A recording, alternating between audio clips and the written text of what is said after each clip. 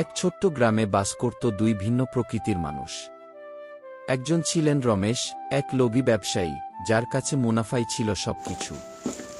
আর অন্যজন ছিলেন হরি, এক সৎ কৃষক যাকে সবাই তার সততা আর দয়ার জন্য চিনত।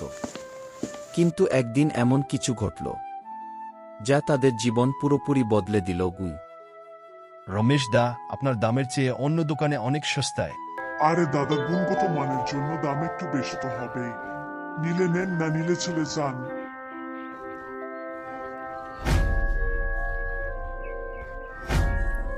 আরে রমেশ দাদা, 1 কেজি চাল দিন তো। এই নে বাপু, 1 কেজি চাল ঠিকঠাক মেপে দিলাম। রমেশ দা, আমার মাপে কম মনে হচ্ছে, আপনি আরেকবার চেক করুন। তোমার চোখে ভুল দেখছি, আমাকে শেখাতে এসো না।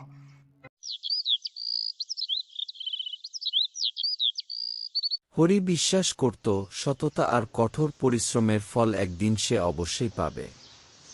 তার ক্ষেত থেকে ফসল উঠানোর সময় সে সবকিছু নিজ হাতে যাচাই করত, যেন কেউ ঠকানোর সুযোগ না পায়।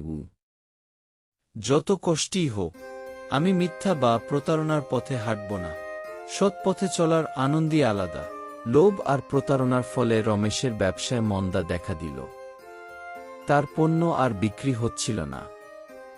গ্রামবাসীরা তার প্রতারণা ধরে ফেলেছিল।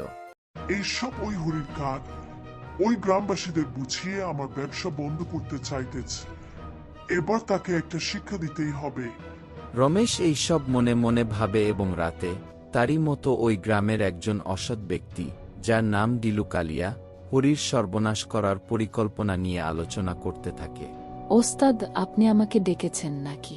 হরির জন্য আমার তো ব্যবসা বাণিজ্য সব শেষ হয়ে যাবে যে। আমাকে কি করতে হবে শুধু একবার বলুন, তারপর দেখবেন আমি কি করতে পারি।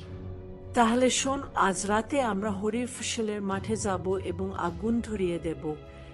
রমেশ এবং ডিলু কালিয়া যখন এসব আলোচনা করছিল, তখন তাদের পাশ দিয়ে একটি ভূত চুপিসারে সব শুনে ফেলে। আমাকে ওই ভালো মানুষটার সাহায্য করতেই হবে। এই বলে ভূত তাদের পিছনে চলে যায়। রমেশ এবং ডিলু কালিয়া যখন আগুন দিতে যাবে, তখন ভূত হঠাৎ তাদের সামনে এসে দাঁড়ায়। কে কে কে তুমি? হে হে হে হে, আমি হলাম মানুষ খেকবুত। হে হে হে, আমি তোদের খাবো। রমেশ এবং ডিলু কালিয়া সোজা দৌড়ে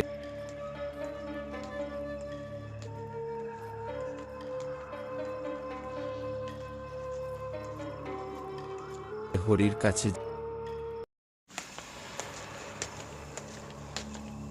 যায় এবং সবকিছু বলে। সবকিছু শুনে হরি হেসে বলে, মানুষ ভুল করতেই পারে, কিন্তু তা স্বীকার করাই বড় গুণ। আমি অবশ্যই সাহায্য করব, তবে তুমি প্রতিজ্ঞা করো যে ভবিষ্যতে আর কোনো প্রতারণা করবে না।